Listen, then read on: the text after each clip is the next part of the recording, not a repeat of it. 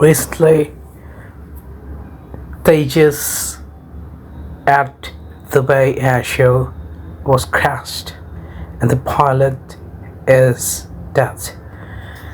It's a sad day for India. What's the reason behind it? What happened? Is there a part failure or the fault of the pilot?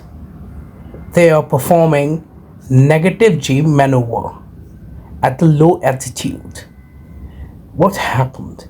When it suddenly goes down vertically, but the G forces doesn't give a chance to pilot to recover it and pull it up. They can't maneuver it, and that causes very low altitude, and he just got late a few feet, 100 feet more. If he have, then it the crash would be avoided. But a sad day for India.